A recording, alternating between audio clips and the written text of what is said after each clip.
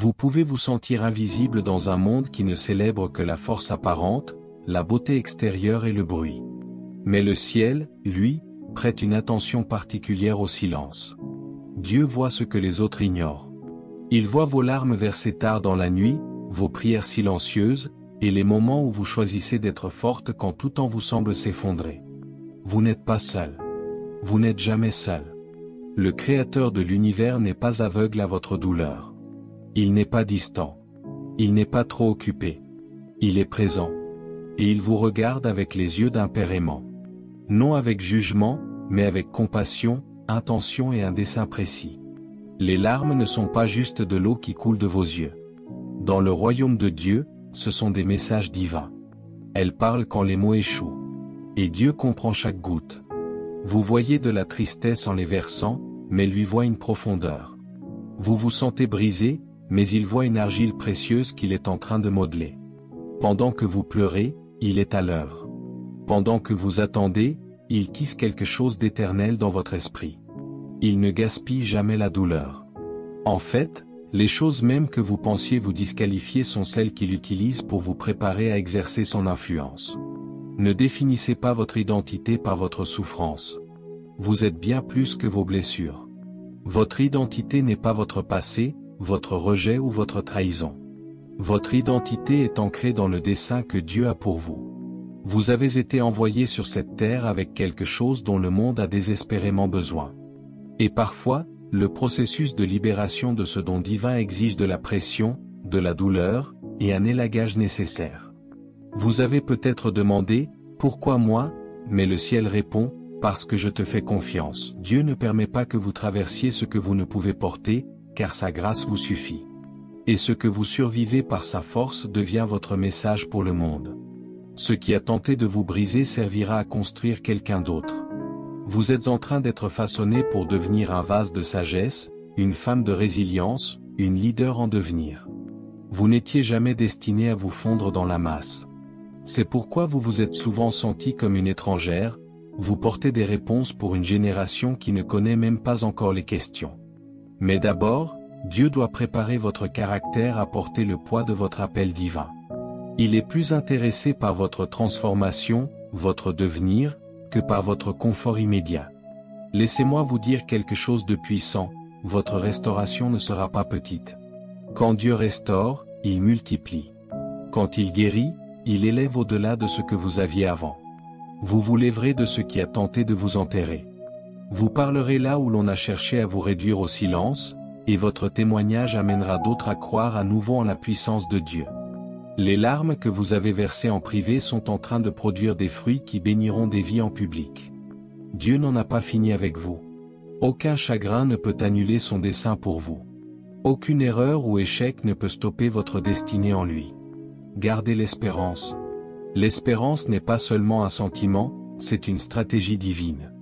L'espérance dit, je ne le vois peut-être pas encore, mais je sais que l'auteur de ma vie est toujours en train d'écrire mon histoire. L'espérance déclare, je ne comprends pas ce chapitre douloureux, mais je fais confiance à la fin glorieuse que Dieu a préparée. L'espérance est le carburant des femmes qui refusent de rester brisées, qui choisissent de croire à nouveau, qui se relèvent encore et encore, non pas parce que la vie est facile, mais parce que le dessein de Dieu est plus grand que la douleur qu'elles endurent.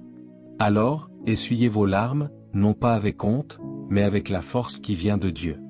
Vous n'êtes pas juste une femme qui a pleuré, vous êtes une femme qui s'est relevée par la foi, une femme qui a enduré avec persévérance, une femme qui a fait confiance à Dieu même lorsqu'elle ne comprenait pas son chemin.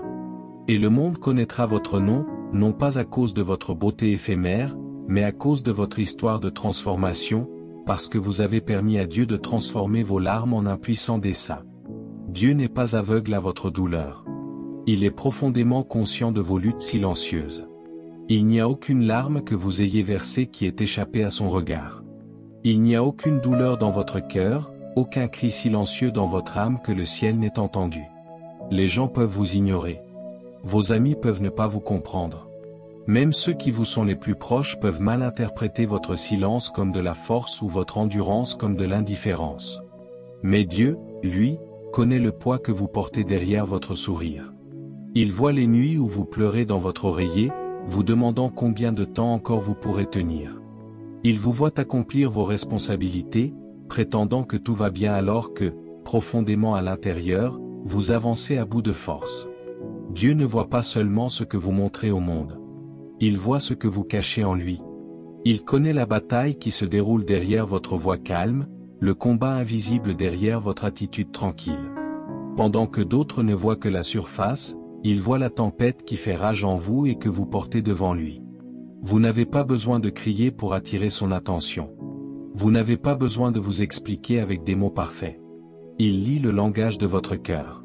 Il interprète chaque soupir, chaque pause, chaque larme. Et même s'il peut sembler que rien ne change dans votre situation, il est à l'œuvre dans les coulisses de votre vie, orchestrant la guérison de votre âme, restaurant votre espérance, et préparant la force nécessaire pour demain. Vos luttes silencieuses sont sacrées pour lui. Elles ne sont pas ignorées ou écartées. En fait, elles sont enregistrées dans le ciel, mémorisées et un jour rachetées par sa grâce. Vos larmes ne sont pas gaspillées. Elles sont des semences. Des semences qui, un jour, fleuriront et donneront naissance à une force renouvelée, une sagesse profonde, et un témoignage puissant pour la gloire de Dieu. Le monde ne saura peut-être jamais à quel point vous avez souffert en secret, mais Dieu, lui, le sait. Il a été avec vous dans chaque moment difficile, dans chaque bataille invisible, et il n'a jamais détourné sa face de vous. Votre douleur compte pour Dieu bien plus que vous ne le comprendrez jamais pleinement. Les larmes ne sont pas un signe de faiblesse humaine, mais un langage de l'âme que le ciel comprend parfaitement.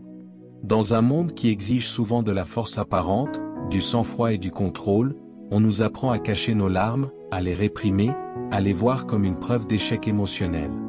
Mais dans le royaume de l'esprit, les larmes ne sont pas une faiblesse. Elles sont une forme d'adoration, une expression sacrée de la vérité intérieure, un épanchement sincère du cœur devant Dieu. Quand les mots ne peuvent plus porter le poids de votre douleur, quand votre âme atteint la limite de ce qu'elle peut supporter en silence, elle parle à travers les larmes, et Dieu écoute attentivement. Le ciel n'est pas intimidé par vos larmes. En fait, la Bible dit que Dieu les recueille dans une outre. Cela signifie que chaque larme que vous avez versée a été remarquée, valorisée et mémorisée par le Créateur. Les larmes sont des prières lorsque vos lèvres ne peuvent former de phrases. Elles sont un acte de capitulation et de confiance lorsque vos forces sont épuisées. Et elles sont des signaux envoyés au trône de grâce, indiquant que quelque chose de plus profond se produit en vous, sous la surface.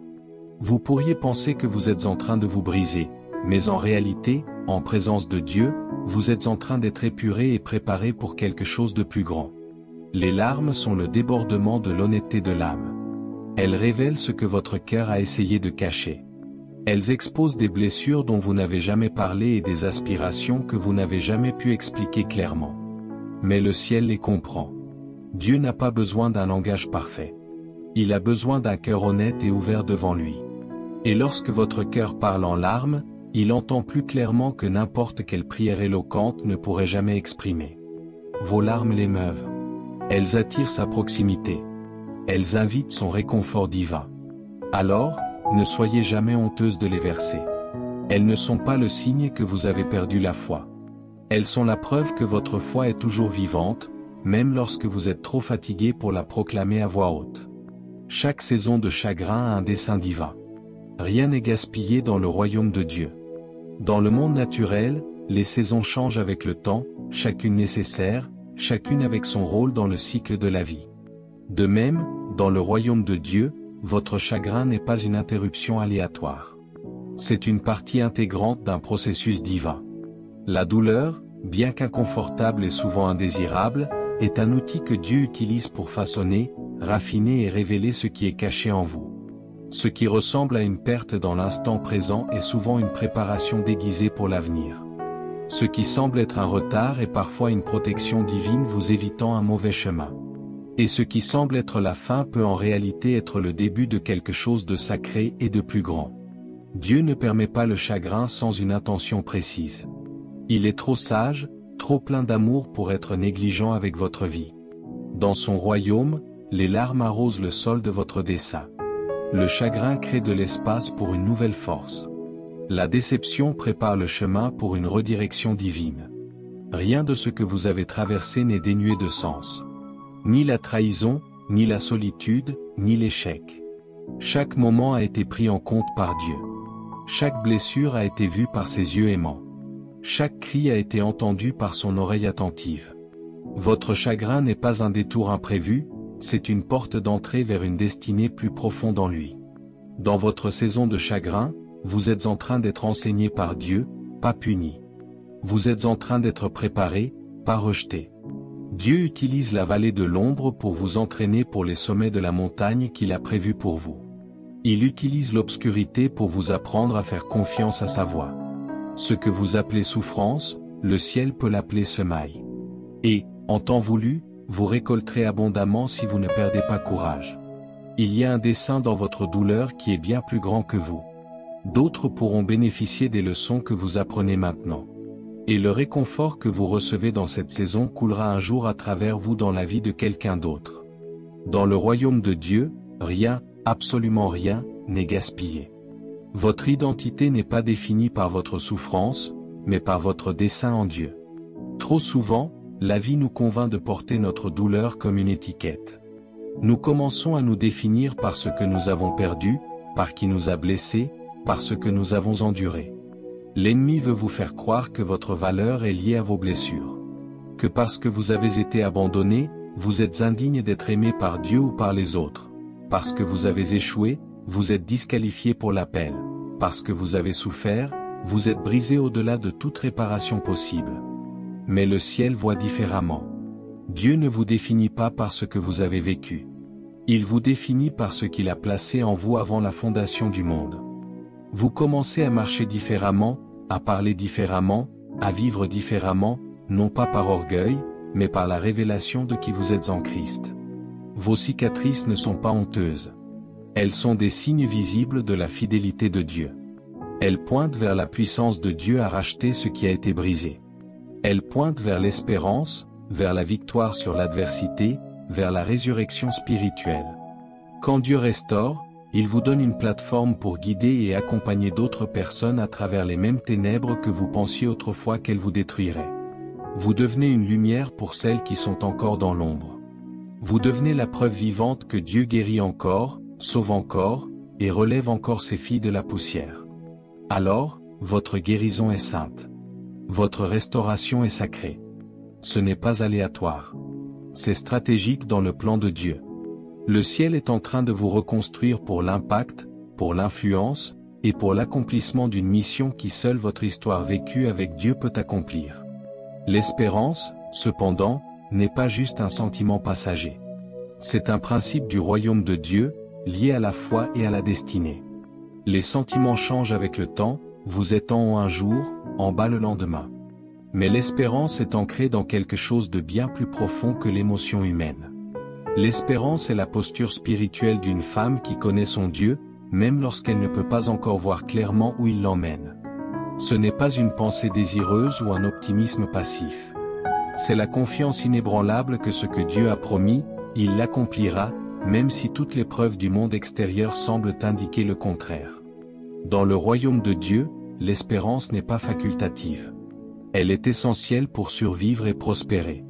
L'espérance est le sol fertile où la foi peut grandir et prendre racine. Vous ne pouvez pas avoir une foi véritable sans espérance, car l'espérance donne à la foi quelque chose sur lequel se focaliser. Elle maintient votre esprit en vie pendant les moments d'attente et de silence. Elle vous soutient lorsque vous n'avez pas de réponse immédiate. Elle murmure doucement, Dieu est toujours à l'œuvre. L'espérance vous lie à votre destinée, car elle refuse de laisser votre situation actuelle définir votre avenir. Elle vous rappelle que ce que vous voyez maintenant n'est pas tout ce qui existe. Il y a plus avec Dieu. Il y a mieux. Il y a un dessein qui dépasse la douleur, et il y a de la beauté après les cendres. L'espérance est la résistance du ciel contre le désespoir qui tente de vous envahir. C'est la manière dont le royaume de Dieu entraîne ses citoyens à vivre au-dessus des circonstances terrestres. Et lorsqu'une femme marche dans l'espérance, nourrie par sa relation avec Dieu, elle devient dangereuse pour l'ennemi, car peu importe le temps que cela prendra, elle ne renoncera pas. Elle continue de croire en la fidélité de Dieu. Elle continue d'avancer.